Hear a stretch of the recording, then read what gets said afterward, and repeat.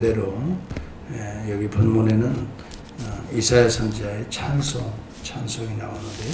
찬송이 이유가 여기 등장합니다. 찬송의 이유 첫째는 하나님이 말씀하신 대로 성실하게 이루실 것이다 하는 것이 1절에 보면 주는 기사를 옛적에 정하신 뜻대로 성실함과 진실함으로 행하셨다. 하나님은 말씀한 대로 그대로 이루시는 하나님이시지 우리 인간들과 같이 어리석은 저와 여러분과 같이 입술에 고백을 해놓고도 항상 잊어버리고 또 세상적으로 살아가는 그러한 자가 아니라는 거예요. 우리가 하나님을 믿고 의지하고 찬송할 수 있는 것은 하나님은 성경에 약속하신 그대로 지금도 행하고 계세요. 앞으로도 행하실 거예요. 과거에도 그렇게 해오셨어요. 사람들에 따라 하나님의 마음이 변해지는 게 아니에요. 약속한 그대로. 이것은 언약을 말합니다. 그런데 이스라엘 백성은 이 언약을 파기하였습니다 말했어요. 주변의 유다들은 유다의 주변의 열강들 10개국으로 당시에는 묘사했잖아요. 10여 개국. 그 당시에 그들이 이해할 수 있는 나라들은 10여 개국이 존재했어요.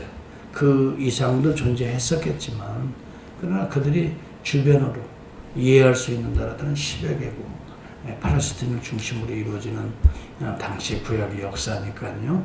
우리가 그 점을 이해한다면 충분히 성경 본문 이해가 갈 거예요. 여하튼 그들은 우상을 섬기는 나라에 두말할 것도 없어요. 우상 숭배는요 하나님을 배제하는 거예요. 그래서 그들은 선지자들이 들어가서 메시지를 전하고 말씀을 전해줘도 그들은 오히려 그 하나님의 나라를 공략하고 하나님의 나라를 힘들게 하고 그러나 내부적인 적도 있어요. 내부적인 적들은 누구일까요? 내부적인 적들은 교만한 위정자들이었어요. 여기 본문에도 보면 한번 마지막 절에 그런 부분이 나오죠. 그의 교만으로 인하여 그 손이 능숙함에도 불구하고 11절에 보면 대단히 스스로 잘 될 것 같이 이렇게 되면 성공할 것 같이 살아가지만 그들은 교만했다.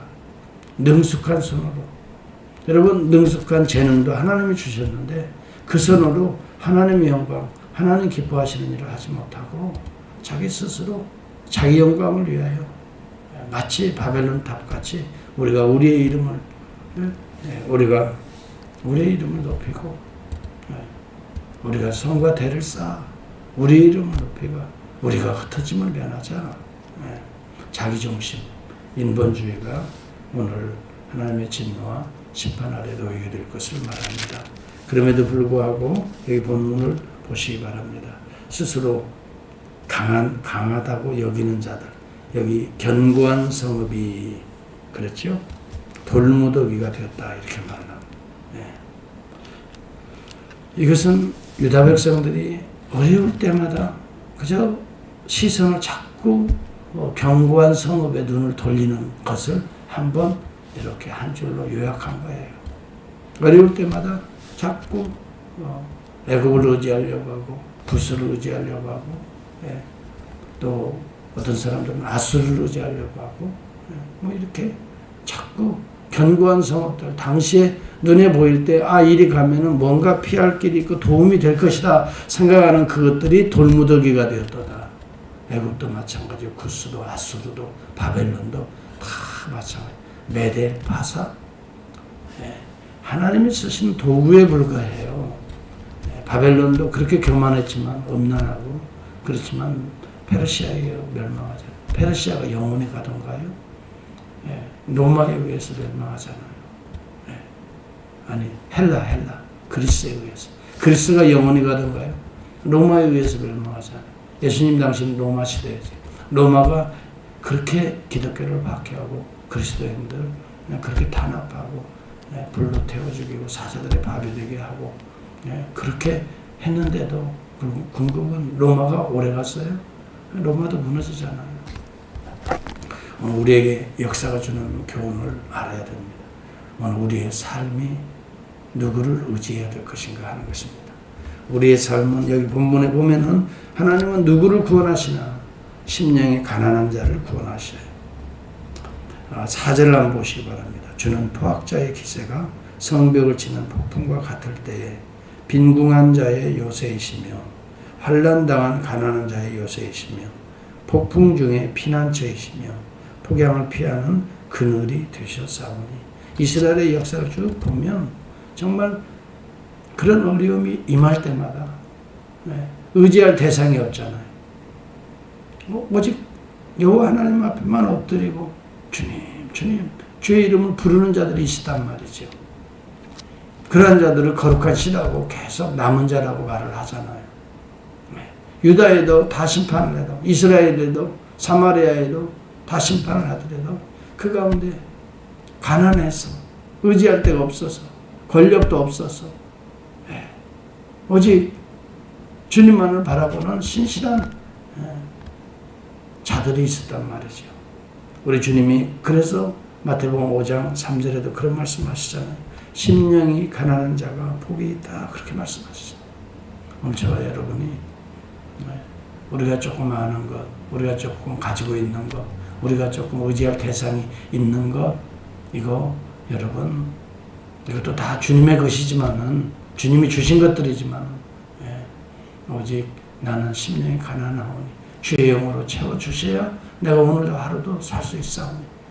여러분, 정말 가장 하나님 싫어하시는 것 중에 첫째는 우상숭배고 교만한 거예요. 교만은 뭐냐면요, 부자예요. 자기가 스스로 부자라고 여기는 거예요. 내가 대단하다라고 여기는. 여러분, 오늘도요, 나는 미쳐나오니 주님, 주님 도와주세요. 이런 믿음으로 나가야 됩니다. 주님, 내 말은 우두나오니 주님, 주님이 말씀해 주세요.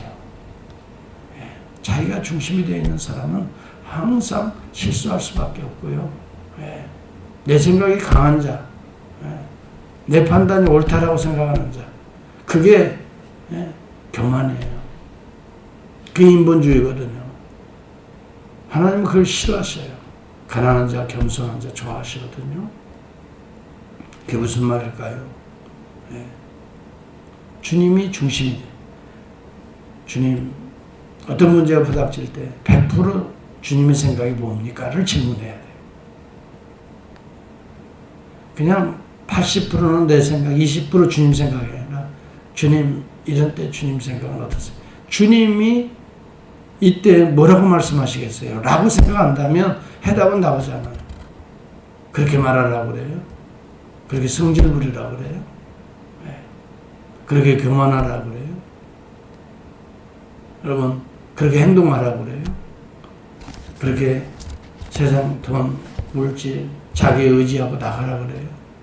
여러분, 신앙이 있다고 하면서도요, 매 순간 주의 영으로 충만하지 않으면 내 감정대로 막 함부로 행동해버리고 그냥 상처 주고, 그렇게 돼요.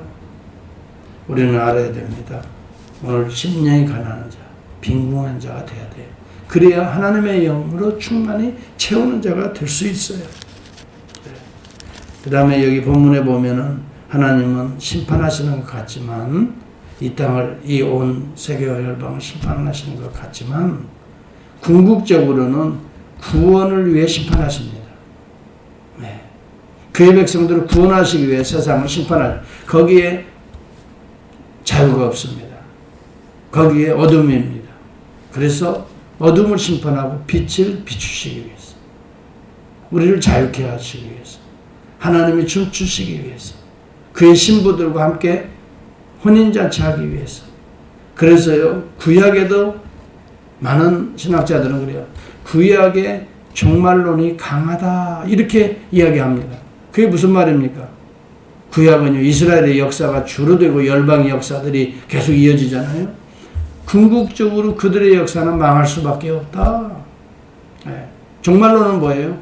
그리스도가 이 땅에 오셔서 이루어질 하나님의 나라를 바라보는 거거든요. 오늘 우리에게는 그리스도의 재림이지요. 구약시대에게는 그리스도의 초림이지요. 그래서 초림과 재림의 사이를 종말론이라, 종말의 시대라고 말하는 거예요. 우리는 지금 종말의 시대에 살아가고 있는 거예요. 이때 하나님께서 심판하시는 이유는 그리스도를 보내시고 우리를 구원하시기 위한 거예요. 그래서 그리스도와 함께 우리가 춤추는 하나님의 잔치에 참여하시기 위한 거예요. 새로운 잔치를 만들어 주실 거예요. 그것이 바로 6절에 등장합니다. 그래서 구약에 정말로는 심판같이 겉으로는 보이지만 알을 깨고 보면 거기에는 하나님의 잔치가 있다. 기쁨이 있다. 오늘도 마찬가지예요. 세상을 코로나19으로 세상 사람들을 자꾸 그렇게 이렇게 어둠이 세력이 덮는 것 같지만 그 가운데 깨고 보면 뭐예요? 하나님의 잔치를 준비하고 계신다 이 말이에요. 이걸 우리가 안다면 오늘 우리의 삶을 어떻게 살아야 될까를 알게 될 거예요. 잔치의 핵심은 여러분 그리스도라는 걸 알아야 됩니다. 오늘 본문도 그 내용을 은밀하게 보여주고 있어요. 예수 그리스도가 그래서 첫 번째 기적을 혼인잔치에서 시작하는 거예요. 첫 번째 기적을. 거기에는 의미가 있습니다. 종말론이 실현됐다는 것을 말해주고 있는 것입니다. 거기에는 다 테스트를 합니다. 마리아도 테스트합니다. 그 다음에 이 주의 종들도 거기에 있는 하인들도 테스트합니다. 갖다 주어라. 그들의 믿음을 테스트하고 있는 거죠. 여러분 우리가 알아야 될 것은 여기 6절 이하에 오늘 이러한 하나님의 천국잔치가 어린 양의 혼인잔치가 매 순간 일어날 수가 있어요. 종말에 일어나거든요. 오늘도 주의 이름을 부르며 주님이 중심이 되어서 신랑이 주인이 되어서 우리는 겸손한 신부가 되어서 그와 함께 손잡고 춤추는 길을 갈 때에 우리는 그게 잔치예요. 그게 모형이에요. 그림자예요.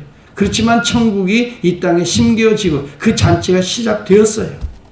한번 볼까요? 만군의 여호와께서 이 산에서 만민을 위하여 기름진 것과 이 산에서 산은 뭐예요? 교회입니다. 오늘날로 말하면 지금으로 말하면 교회입니다. 네. 기름진 것과 오래 저장하였던 포도주로 연회를 베푸시리니 곧 골수가 가득한 기름진 것과 오래 저장하였던 맑은 포도주로 하실 것이요. 네. 여러분 예수 그리스도의 새 언약의 피로 우리가 잔치에 참여하게 되는 것을 암시해주고 있는 것 같지 않아요? 여기 본문에 보면 포도주 이것은 언약의 피를 상징하잖아요. 포도주를 마시면서 이 잔은 내가 너희를 위하여 흘리는 바 곧 언약의 피라. 이 말은 무슨 말이에요?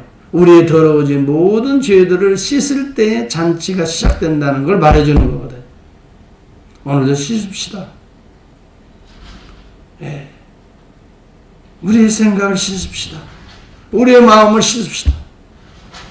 세속화되어 있고 내중심적으로 되어 있고 안일에 빠져 있고 여러분 조금만 힘들면 자꾸 시선을 딴 데로 돌리는 이 음란한 우리의 시선들을 우리는 씻어야 돼요.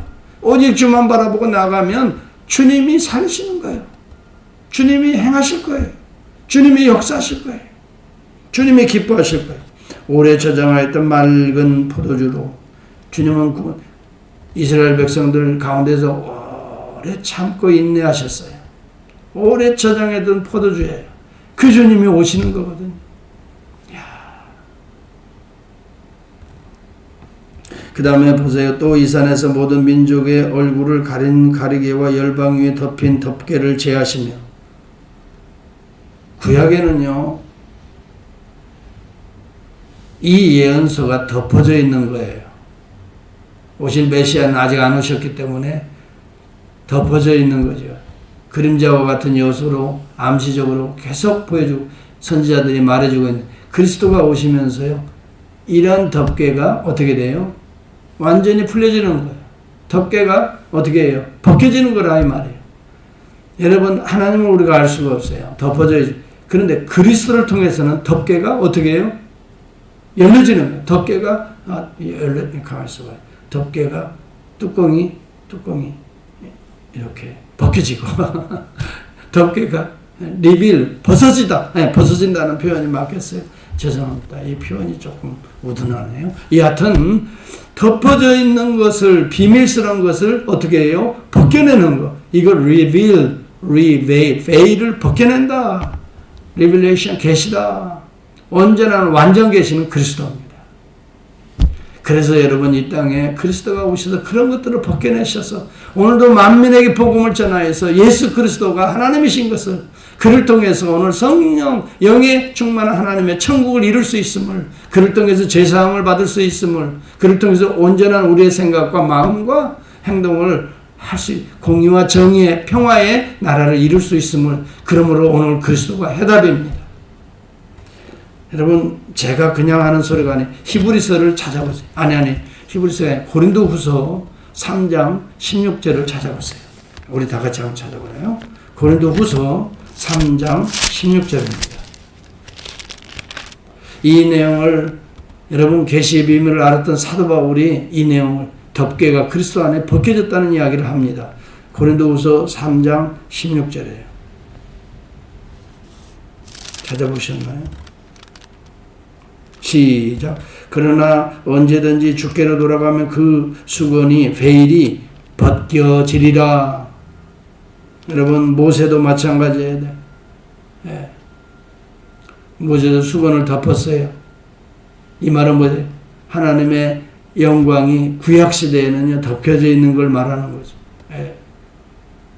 그것이 이제 앞으로 그리스도를 통해 벗겨질, 구약의 모든 율법의 계시의 비밀들은 그리스도 안에서 다 벗겨지는 하나님의 계시가 될 거예요. 그러므로 그들이 그것을 통해서 영생을 얻고자 성경을 상고하거니와 곧 내게 대하여 벗어져서 나에게 주어질 다 메시아에 대한 뭐예요? 계시, 비밀이었다 이 말이에요.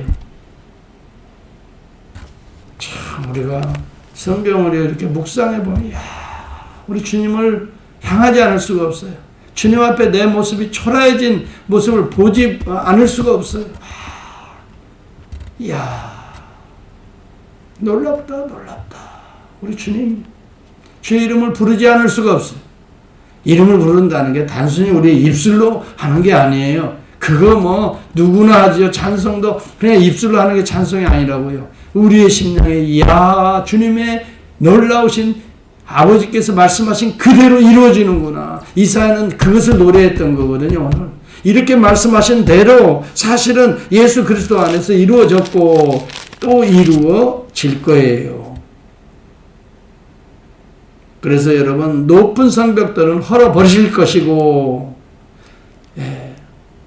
그 안에, 돌무더기 안에 갇혀있는 그래도 주의 이름을 부르는 자들은 어떻게 해요? 건져내실 것이고 이 날이 올 거예요. 그들을 통해서 여호와께서는 잔치를 베푸시고, 여기 본문에 보면 오래 저장하였던 포도주와 얼마나 여러분 맛이 있을까요? 오래 저장해둔 포도. 그래서 오래 저장해둔 포도주일수록 가격이 비싸다고 그러잖아요. 정말 우리는 하나님의 은혜를 지금 맛보고 있는 거예요. 교회를 통해서, 말씀을 통해서 매일 전해주는 이 생명의 말씀을 통해서. 이사야서 너무 재밌죠. 제가 은혜를 가장 많이 받는 것 같아요. 네. 정말 옛날에도 다 묵상해본 말씀들이지만 그날 마치 정말 저장해두던 포도주의 맛을 맛보는 것처럼 그렇게 참 영혼의 맛이 있잖아요. 그렇죠? 그런 순수한 마음으로 오늘 우리가 그리스도 안에서 정말 기뻐하고 즐거워하고, 환경이 좀 어렵다고 낙심하지 맙시다. 뭐 여러 가지 우리의 상황과 형편이 좀 이렇다고 우리가 절대 이것은 종말의 과정에 지나가야 될, 겪어야 될, 또 연단 받아야 될 과정이에요. 이게 끝이 아니에요. 과정일 뿐이에요. 여기에서 절대 저와 여러분들이 시선을 주님에게서 떨어지셔서는 안 돼요. 환경은요, 코로나19도 뭐 델타 변이도 지나갈 거예요. 이런 우리의 과정, 이 현재 어려운 모습도 다 지나갈 거예요. 그러나 변치 않고 우리 가운데 선명하게 빛나는 분은 예수 그리스도. 그분 모시고 그분에게 시선을 향한 자들만 이제 여호와의 잔치에 참여하게 될 날이 이 땅에서도 있을 것이고 영원한 하나님의 나라에 있을 거예요. 정결한 오늘 신부로서 오늘도 주님과 탁 발짱 끼고 오늘도 주님과 동행하는 정말 주님과 데이트하고 주님과 100% 주님이라면 어떻게 하실까 생각하면서 주의 말씀대로 순종하면서 오늘 주님이라면 이때 어떻게 하시지요? 생각하면서 오늘 믿음의 한 걸음 뚜벅뚜벅 걸어가실 때 바로 여러분을 통해서 천국을 기쁨을